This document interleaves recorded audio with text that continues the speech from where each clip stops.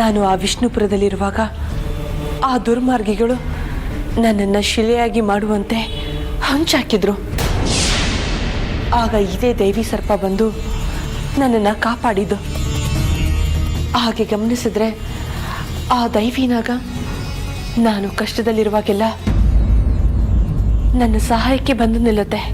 ಪ್ರತಿ ಸಲ ನಿನ್ನ ಸಹಾಯಕ್ಕೆ ಬಂದು ನಿಲ್ಲೋ ನಾಗ ಅಂದ್ರೆ ನಮ್ಮವರೇ ಯಾರೋ ಇರ್ಬೋದು. ನಾಗಲೋಕದಲ್ಲಾಗ್ಲಿ ಅಥವಾ ಭೂಲೋಕದಲ್ಲಾಗ್ಲಿ ನನಗೆ ಬೇಕಾದವ್ರು ಯಾರಿದ್ದಾರೆ ಅನ್ನೋದು ಮಾತ್ರ ನನಗೆ ಗೊತ್ತಾಗ್ತಾ ಇಲ್ಲ. ಅಮೃತ, ಈಗ ಅದು ಮುಖ್ಯ ಅಲ್ಲ. ಅದ್ರ ಬಗ್ಗೆ ಮುಂದೆ ಯೋಚಿಸಿದ್ರೆ ಆಯ್ತು.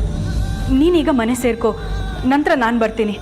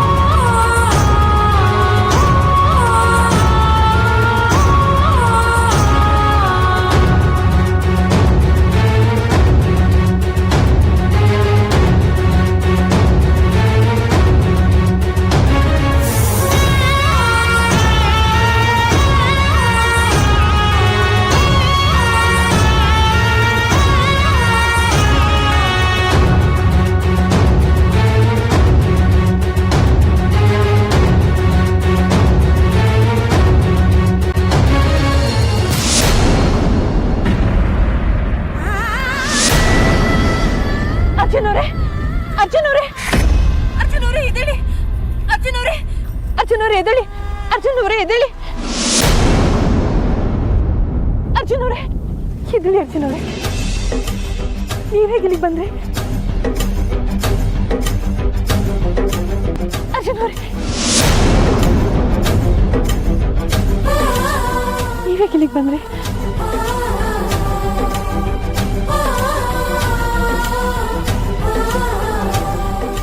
ನಾನು, ಅಮ್ಮ, ಅಜ್ಜಿ, ಅಪ್ಪ ಎಲ್ಲ ಆಶ್ರಮದಿಂದ ಬಂದ್ವಿ.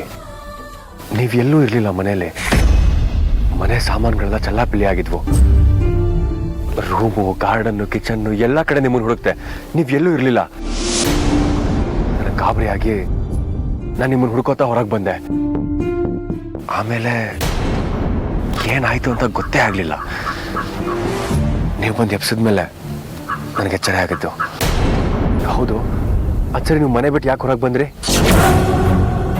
ನೀವು ಎಲ್ಲಿಗೆ ಹೋಗಿದ್ರಿ? ನಾವಿಲ್ದೇ ಇರ್ಬೇಕಾದ್ರೆ ಮನೇಲಿ ಏನಾದರೂ ಆಯ್ತಾ? ನಾನು ಮನೆಯಲ್ಲಿ ಒಂಟಿಯಾಗಿದ್ದೆ. ಆಗ ಇದ್ದಕ್ಕಿದ್ದ ಹಾಗೆ ಏನೋ ಆತಂಕ, ಏನೋ ಭಯ, ಗಾಬರಿ ಆಗೋದಕ್ಕೆ ಶುರುವಾಯಿತು. ಯಾಕೆ ಏನು ಅನ್ನೋದು ಇಲ್ಲಿವರೆಗೂ ಗೊತ್ತಾಗಲಿಲ್ಲ. ನಾನು ಎಷ್ಟೇ ಸಮಾಧಾನ ಆಗೋದಕ್ಕೆ ಪ್ರಯತ್ನ ಪಟ್ಟರು ಸಹ ನನಗೆ ಸಮಾಧಾನ ಆಗಲೇ ಇಲ್ಲ. ಇನ್ನು ಮನೆಯಲ್ಲಿರೋದಕ್ಕೆ ಸಾಧ್ಯನೇ ಇಲ್ಲ ಅನ್ನೋ ಪರಿಸ್ಥಿತಿ ಬಂದಾಗ ನಾನು ಈ ದೇವಸ್ಥಾನಕ್ಕೆ ಬಂದೆ. ಆಗ ಈ ದೇವಸ್ಥಾನಕ್ಕೆ ಬಂದು ಪೂಜೆ ಮಾಡಿಸಿ ಪ್ರದಕ್ಷಿಣೆ ಹಾಕೋಣ ಅಂತ ಬಂದೆ. ಆಗ ನೀವಿಲ್ಲಿ ಮಲ್ಕೊಂಡಿದ್ದು ನನಗೆ ಕಾಣಿಸ್ತು. ಏನೋ ಯಾಕೆ ಈ ರೀತಿ ವಿಚಿತ್ರಗಳು ನಮ್ಮ ವಿಷಯದಲ್ಲಿ ಆಗ್ತಾ ಇದೆ? ನೀವು ಒಂದು ಕ್ಷಣ ನೊಂದ್ರೆ ನಾನೇ ನೋವಲ್ಲಿದ್ದೀನೇನೋ ಅಂತ ಚಡಪಡಿಸ್ತೀನಿ. ನಿಮ್ಮ ಕಣ್ಣಲ್ಲಿ ನೀರು ಬಂದರೆ ನನ್ನ ಕಣ್ಣಲ್ಲಿ ನೀರು ಬರುತ್ತೆ. ನಿಮ್ಮನ್ನ ಇಷ್ಟೊಂದು ಜೋಪಾನವಾಗಿ ನನ್ನ ಜೀವಕ್ಕಿಂತ ಹೆಚ್ಚಾಗಿ ನೋಡಿಕೊಂಡ್ರು ಯಾಕೆ ಈ ರೀತಿ ಆಗ್ತಾ ಇದೆ ನನಗೆ ಗೊತ್ತಾಗ್ತಾ ಇಲ್ಲ. ನನಗೆ ನೋವಾಯಿತು ಅಂತ ನೀವು ನೊಂದರೆ ನಾನು ಸಮಾಧಾನವಾಗಿರ್ತೀನಿ ಅಂತ ಅನ್ಕೊಂಡ್ರ? ಖಂಡಿತವಾಗ್ಲೂ ಇಲ್ಲ. ಸೂರ್ಯಕಾಂತಿ ಹೇಗೆ ಅವಲಂಬಿಸಿರುತ್ತೋ ಹಾಗೆ ನಾನು ನಿಮ್ಮನ್ನು ಅವಲಂಬಿಸಿದ್ದೀನಿ.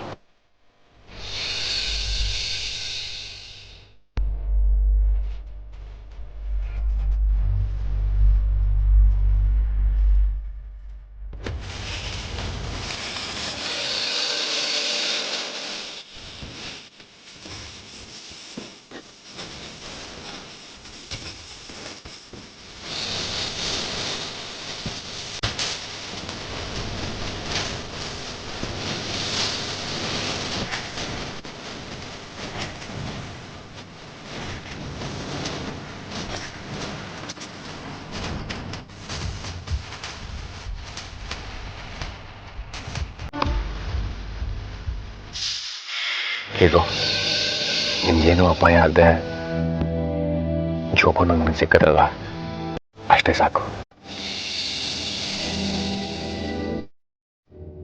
ಬನ್ನಿ ಹೋಗೋಣ.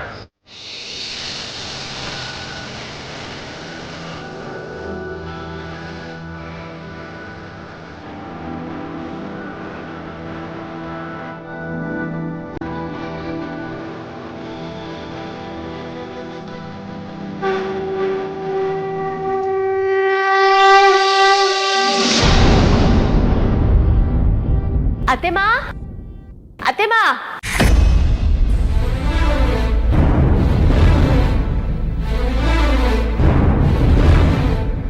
ಏನು ಹೇಮ? ಅರ್ಜುನಿಗೆ ಊಟನೂ ಕೊಟ್ಟಿಲ್ಲ. ತಿಂಡಿನೋ ಹಾಲು ಏನಾದರೂ ತಂದ್ಕೊಡ್ಲಾ? ಬೇಡ ಬೇಡ, ನೀನೇನು ಬರೋದು ಬೇಡ. ನಾನೇ ಅರ್ಜುನ್ನ ಕರ್ಕೊಂಡು ಬರ್ತೀನಿ. ನೀನು ಊಟಕ್ಕೆ ರೆಡಿ ಮಾಡು. ಹಾಂ, ಸರಿ ಅತ್ತೆಮ್ಮ. ಅತ್ತೆಮ್ಮ ಯಾಕೆ ಅರ್ಜುನ್ ವಿಷಯದಲ್ಲಿ ಇಷ್ಟೊಂದು ವಿಚಿತ್ರವಾಗಿ ವರ್ತಿಸ್ತಾ ಇದ್ದಾರೆ? ಅವ್ರು ಈ ಥರ ನಡ್ಕೊಂಡಿರೋದನ್ನ ನಾನು ನೋಡೇ ಇಲ್ಲ.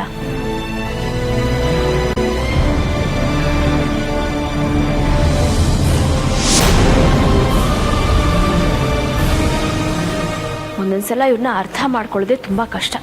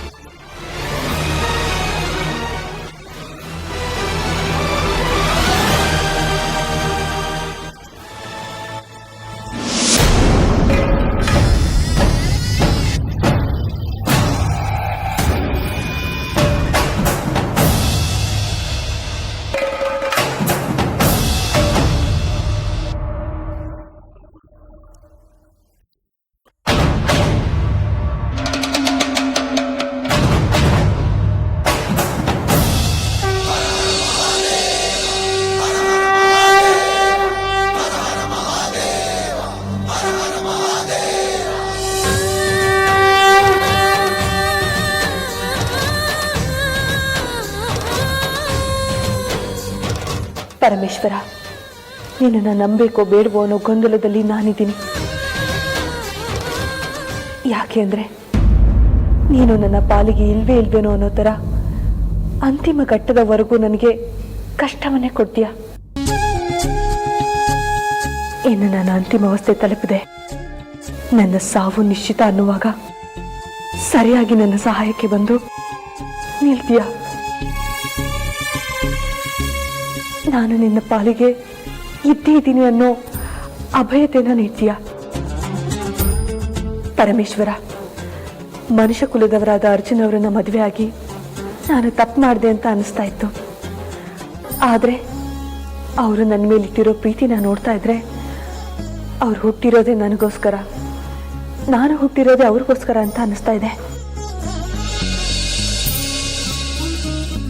ಪರಮೇಶ್ವರ, ಆದಷ್ಟು ಬೇಗ ನಾಗಮಣಿ ನಮ್ಮ ಲೋಕದ ವಶಕ್ಕೆ ಸಿಗೋ ಹಾಗೆ ಮಾಡಿ ನಮ್ಮನ್ನ ಕೃತಾರ್ಥರನ್ನಾಗಿ ಮಾಡು ತಂದೆ. ಈ ಒಂದು ಬೇಡಿಕೆ ಬಿಟ್ರೆ ನನಗೆ ಏನೂ ಇಲ್ಲ.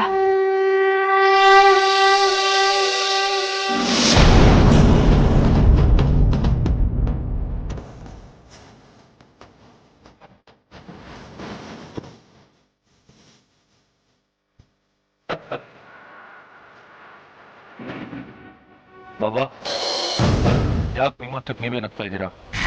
ಅಂತದ್ದೇನಾಗಿದೆ? ಈ ಜೀವನ ಅನ್ನೋದು ಶಕ್ತಿ.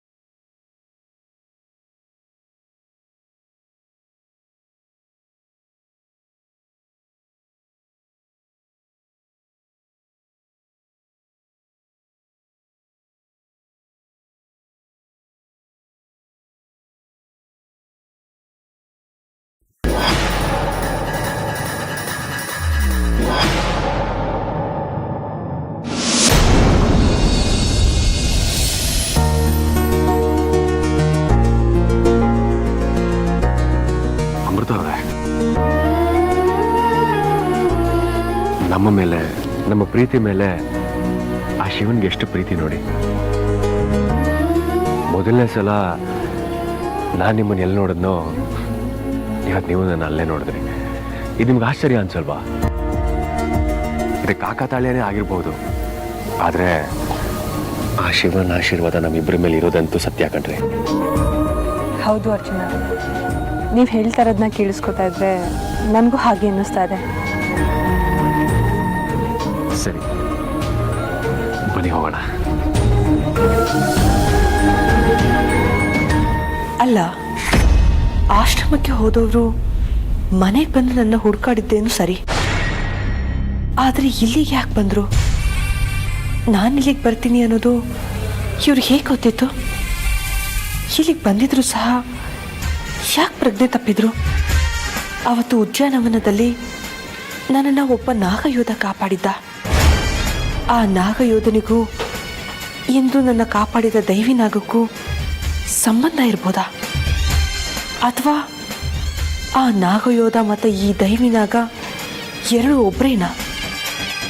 ಯಾಕೆಂದರೆ ಇದೇ ದೈವಿ ನಾಗನೇ ನಾನು ಅಪಾಯದಲ್ಲಿ ಇದ್ದಾಗೆಲ್ಲ ನನ್ನ ಸಹಾಯಕ್ಕೆ ಬಂದು ನಿಂತು ನನ್ನನ್ನು ಕಾಪಾಡಿರೋದು. ಯಾರಿರ್ಬೋದು?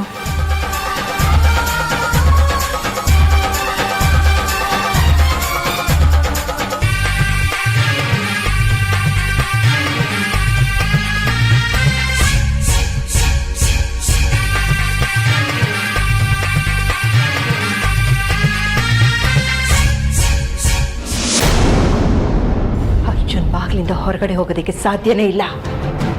ಯಾಕೆಂದ್ರೆ ಬಾಗಿಲು ಬೀಗ ಹಾಕಿ ನಾನು ಹೊರಗಡೆನೆ ಕಾಯ್ತಾ ಇದ್ದೆ. ಅವನು ಹೊರಗಡೆ ಹೋಗಿದ್ದಾನೆ ಅಂದ್ರೆ ಅವನು ಸರ್ಪ ಆಗಿ ಕಿಟಕಿಯಿಂದಾನೆ ಹೊರಗಡೆ ಹೋಗಿರ್ಬೇಕು. ಅಂದ್ರೆ ನನ್ನ ಅರ್ಜುನ್ ಸಂಪೂರ್ಣವಾಗಿ ನಾಗ ಆಗೋಗಿದ್ದಾನೆ, ನಾಗ ಯೋಧ ಆಗೋಗಿದ್ದಾನೆ. 28 ವರ್ಷಗಳಿಂದ ಏನಾಗಬಾರ್ದು ಅಂತ ನನ್ನ ಕಣ್ಣಿಗೆ ಎಣ್ಣೆ ಬಿಟ್ಕೊಂಡು ಕಾಯ್ತಾ ಇದ್ನೋ, ಅಯ್ಯೋ ದೇವ್ರಿ, ಅದೇ ಆಗೋಗಿದೆ, ಅದೇ ಆಗೋಗಿದೆ.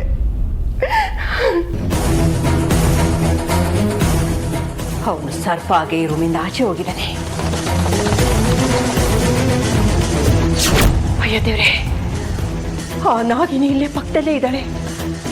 ಅವಳಿಗೇನಾದ್ರೂ ಇವನು ನಾಗ ಯೋಧ ಅನ್ನೋದು ಗೊತ್ತಾದ್ರೆ ಇವನ ಸಹಾಯದಿಂದ ಅವಳಿಗೆ ಏನು ಬೇಕಾದ್ರೂ ಮಾಡ್ತಾಳೆ. ನಾಗೇನೇನಾದ್ರೂ ಇವನ್ನ ಬಳಸ್ಕೊಂಡ್ರೆ ನನ್ನ ಅರ್ಜುನ್ ನನ್ನಿಂದ ದೂರ ಆಗೋಗ್ತಾನೆ. ಹೌದು, ಹಾಗೆ ನಾವು ಹೋಗ್ಬೇಕಾದ್ರೆ ರುದ್ರ ಮನೇಲೇ ಇದ್ದ. ನೋಡಿದ್ರೆ ರುದ್ರ ಮನೇಲಿಲ್ಲ. ಆ ನಾಗಿನಿ ಏನಾದ್ರೂ ಮತ್ತೆ ರುದ್ರನ್ಗೆ ಅಪಾಯ ಮಾಡಿದಾಳ? ಹಾಗೇನಾದ್ರೂ ಆಗಿದ್ರೆ ಏನ್ ಗತಿ ದೇವ್ರೆ? ಅಮೃತ, ಎಲ್ಲಿ ಹೋಗಿದ್ದೆ ನೀನು?